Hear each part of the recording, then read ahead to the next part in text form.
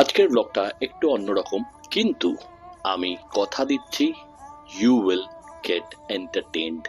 হ্যাঁ, city of Chandigarh, যেটা হরিয়ানা আর পাঞ্জাবের ক্যাপিটাল। আসুন ঘুরে দেখি একদিনের চণ্ডীগড় সফর।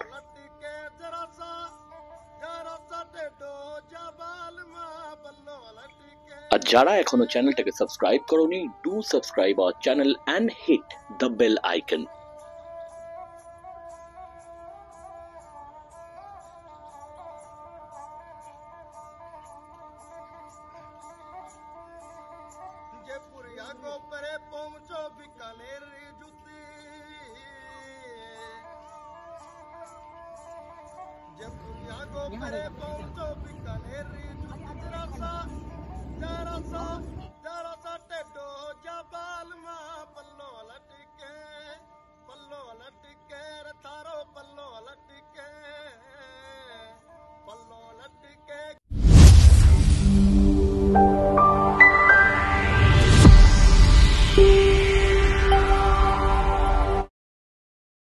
সো গাইজ, আমি খুব এক্সাইটেড। আজকে একটা ইউনিয়ন টেরিটরি চণ্ডীগড়, যেটা হরিয়ানা আর পাঞ্জাবের ক্যাপিটাল, তার ওয়ান ডে ট্যুর তোমাদের সঙ্গে শেয়ার করবো। যারা এখনো চ্যানেলটাকে সাবস্ক্রাইব করোনি, do subscribe our channel and hit the bell icon.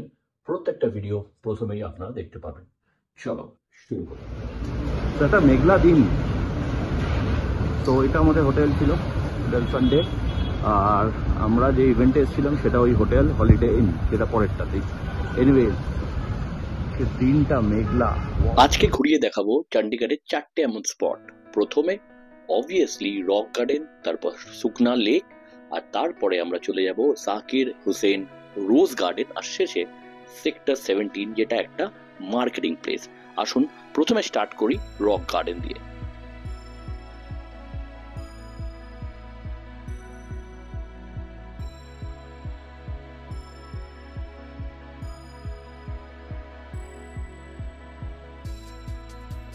$30 টাকার টিকিটে প্রথমেই এন্ট্রি করে নিলাম এই রক গার্ডেন।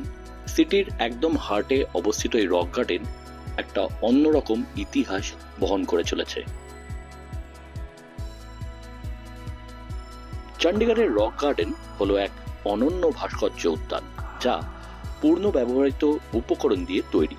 এটি ভারতের সবচেয়ে বিখ্যাত পর্যটন আকর্ষণগুলোর মধ্যে একটি এবং বিশ্বব্যাপী স্থাপত্য ও শিল্পকলার প্রেমীদের জন্য একটি আদর্শনীয় স্থান।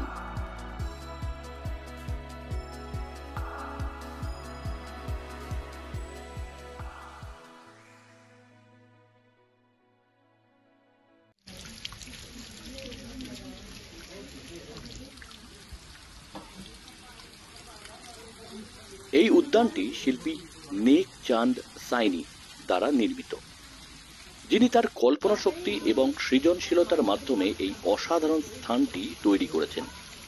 এবার একটু ঘুরে নিই ইতিহাসে। রক গার্ডেনের নির্মাণ কাজ শুরু হয় 1957 সালে, যখন নেক চাঁদ সাইনি চণ্ডীগড়ের একজন রোড ইন্সপেক্টর হিসাবে কাজ করতেন। তিনি শহরের নির্মাণ কাজ থেকে বর্জ্য পদার্থ সংগ্রহ করে তা দিয়ে এই উদ্যানটি তৈরি করতে শুরু করেন। প্রাথমিকভাবে এটি একটি গোপন প্রকল্প ছিল, কারণ তিনি সরকারি অনুমতি ছাড়াই কাজ করছিলেন।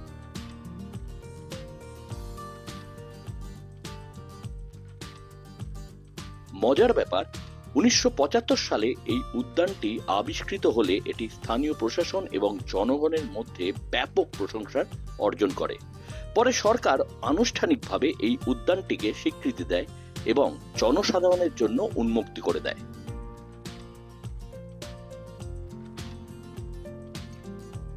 চলে আসি স্থাপত্য ও নকশায়। রক গার্ডেন প্রায় 40 একর জুড়ে বিস্তৃত এবং এটি 3টি প্রধান পর্যায়ে বিভক্ত। উদ্যানের প্রতিটি অংশে রয়েছে বিভিন্ন ধরনের ভাস্কর্য, জলপ্রপাত, গুহ এবং অন্যান্য শিল্পকর্ম।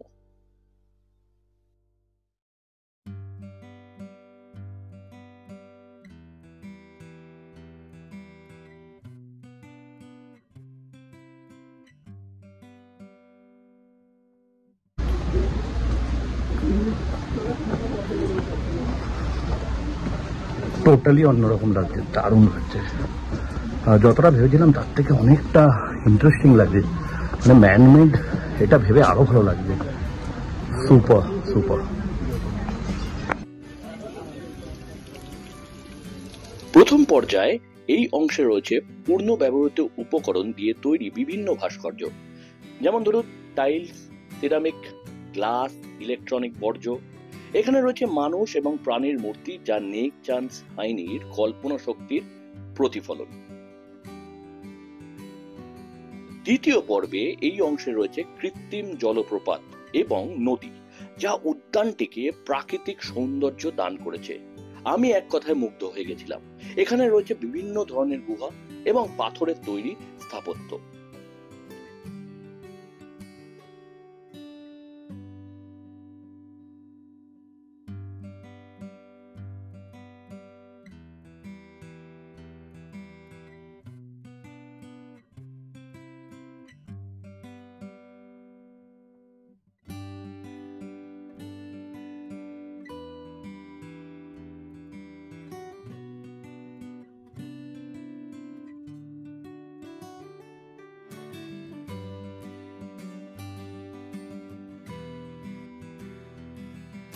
শেষে মানে তৃতীয় পর্যায়ে অংশটি উদ্যানের সবচেয়ে বড় অংশ এবং এখানে রয়েছে বৃহৎ আকারের ভাস্কর্য এবং স্থাপত্য।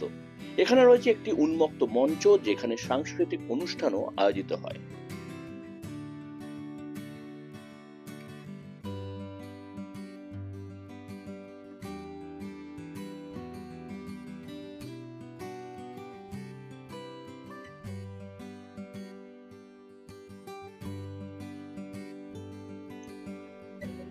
রক গার্ডেনের সবচেয়ে উল্লেখযোগ্য দিক হলো এর নির্মাণে ব্যবহৃত পূর্ণ ব্যবহৃত উপকরণ, মানে যেটাকে বলি আমরা, যে জিনিসগুলোকে আমরা ফেলে দিই, কখনো টাইলস, সিরামিক, বেসিন অথবা গ্লাস, পুরোনো দিনের হোল্ডার, প্রচুর জিনিস দেখলাম। নেক চাঁদ সাইনি শহরের নির্মাণ কাজ থেকে সংগ্রহ করতো এইগুলো। কিভাবে যাবেন এই প্রশ্নের উত্তর আপনাদেরকে শেয়ার করি। চণ্ডীগড় শহরের কেন্দ্রস্থলে অবস্থিত এই রক গার্ডেন যাওয়া খুব সহজ। আপনি ট্যাক্সি, অটোরিকশা কিংবা স্থানীয় টোটো যেগুলোকে আমরা বলি, সেগুলোকে বুক করতে পারেন। হ্যাঁ, অতি অবশ্যই একটু বার্গেন করে নেবেন, কারণ এখন টেকনোলজির যুগে আপনি কিন্তু রেটটা দেখে নিতে পারবেন উবের বা অন্য কোনো অ্যাপ দিয়ে।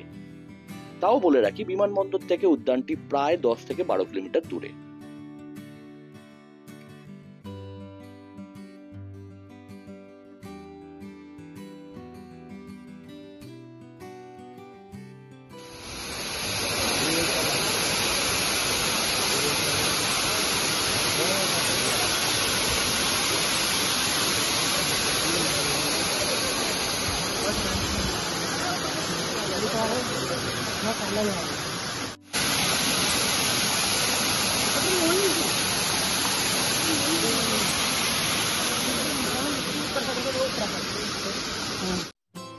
রক গার্ডেন চণ্ডীগড় শিল্প, স্থাপত্য এবং পরিবেশ সংরক্ষণের এক অনন্য উদাহরণ।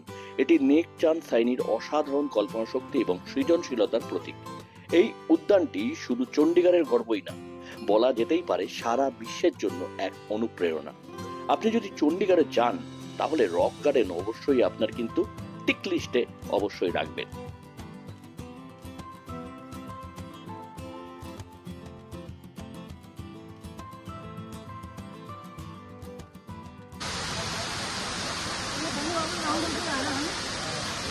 সাংঘাতিকভাবে ইমপ্রেস।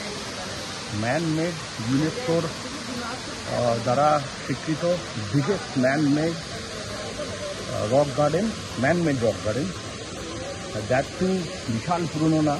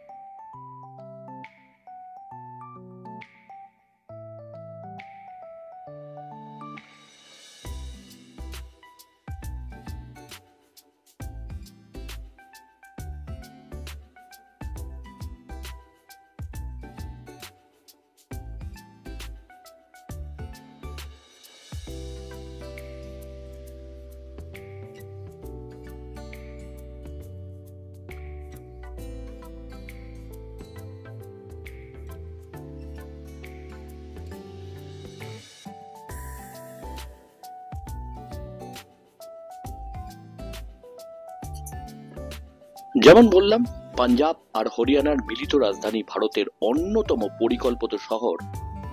আধুনিকতা আর প্রকৃতির মেলবন্ধন দেখতে হলে চণ্ডীগড়ে একবার আসতেই হবে। আর যদি এই শহরে একদিনের জন্য আসেন, তাহলে সেকেন্ড যে নামটা আপনাদের লিস্টে থাকা উচিত, সুকনা লেক। সুকনা লেক কেবল একটি জলাশয় না, এটা চণ্ডীগড় শহরের বলতে পারেন হার্টথ্রব। 1958 সালে চণ্ডীগড় শহরের প্রধান পরিকল্পনাকারী, মানে যিনি যে আর্কিটেক্ট ডিজাইনার লে কর্বিয়ার ও তার সহযোগী PL ভার্মা এই লেকটি তৈরি করেন। হ্যাঁ, এটা ম্যানমেড লেক। এটি মূলত হিমালয় থেকে নেমে আসা শুকনা চ্যানেলের জল ধরে রাখার জন্য তৈরি করা হয়েছিল, যাতে শহরের জলবায়ু ঠান্ডা এবং মানুষের প্রকৃতির মাঝে কিছুটা শান্তি খুঁজে পায়।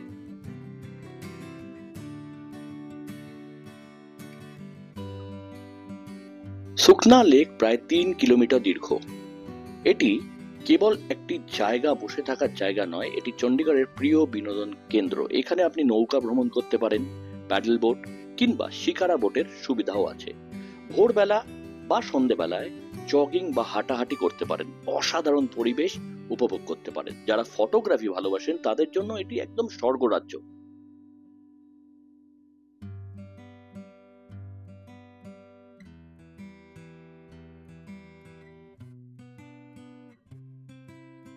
সূর্যোদয়, সূর্যাস্ত, অপূর্ব দৃশ্যর সম্মুখীন হবেন। পরিবার এবং বন্ধুদের সঙ্গে পিকনিক করার জন্য কিন্তু সুকনা লেক অনেক ফেমাস।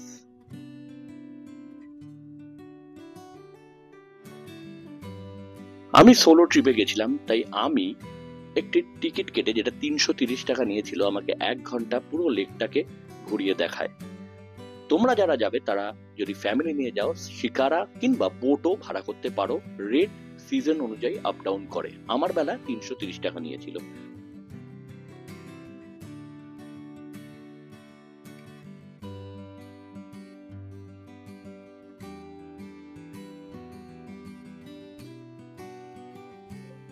রক গার্ডেনের থেকে ঠিক 1 কিলোমিটার দূরেই সুকনা লেক, তাই এটা পৌঁছানো আফটার সিইং রক গার্ডেন খুব সোজা।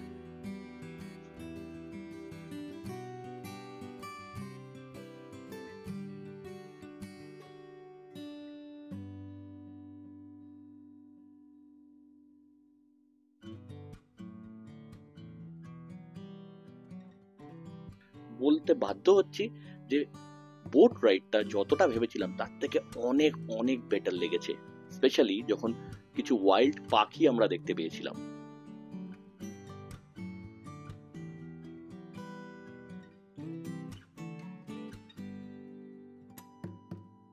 এবার সোজাসুজি চলে এলাম জাকির হুসেন রোজ গার্ডেনে। 1967 সালে এই বিখ্যাত বাগানের পরিকল্পনা করেন চণ্ডীগড়ের প্রথম মুখ্য কমিশনার MS রন্ধাওয়া। এটি ভারতের তৃতীয় রাষ্ট্রপতি ডক্টর জাকির হুসেনের নামে নামকরণ করা হয়। প্রায় 30 একর জায়গা জুড়ে বিস্তৃত এই বাগান যেন প্রকৃতির কাছে এক স্বর্গ। চলে আসি বাগানের বৈচিত্র্যে। এখানে রয়েছে 1600-রও বেশি প্রজাতির গোলাপ, যা বিশ্বের বিভিন্ন দেশ থেকে আনা হয়েছে। শুধু গোলাপ নয়, এই বাগানে রয়েছে 50,000-এরও বেশি গাছপালা, যার মধ্যে রয়েছে ওক, পাইন, ম্যাগনোলিয়া আর বিরল ঔষধি গাছ।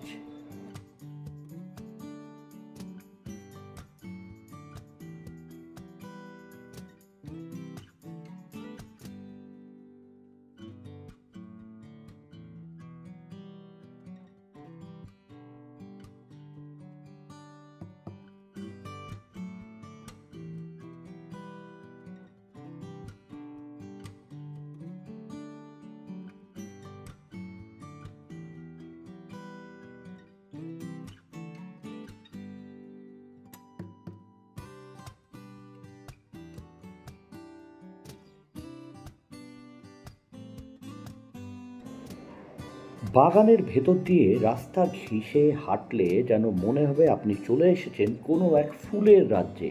এখানে এসে 1 কাপ চা হাতে নিয়ে রৌদ্রের নিচে দাঁড়িয়ে দারুণ উপভোগ করতে পারবেন এই স্বর্গীয় রোজ গার্ডেন।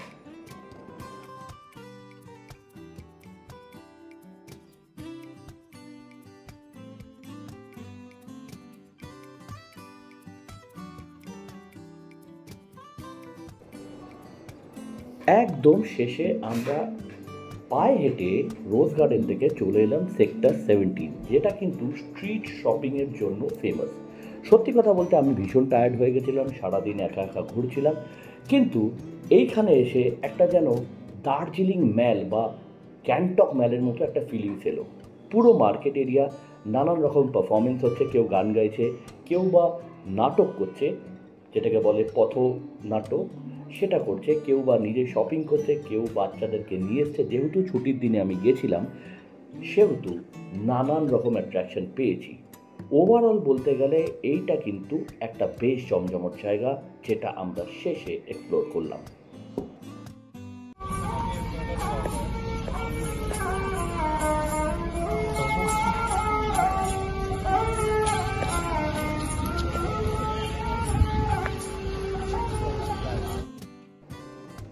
কেমন লাগলো আমাদের চণ্ডীগড়ের ওয়ান ডে ট্যুর? যদি ভালো লাগে অতি অবশ্যই সাবস্ক্রাইব করে দিও, আর do hit the bell icon. ততক্ষণ সবার জন্য ভালো থাকবেন। Bye by.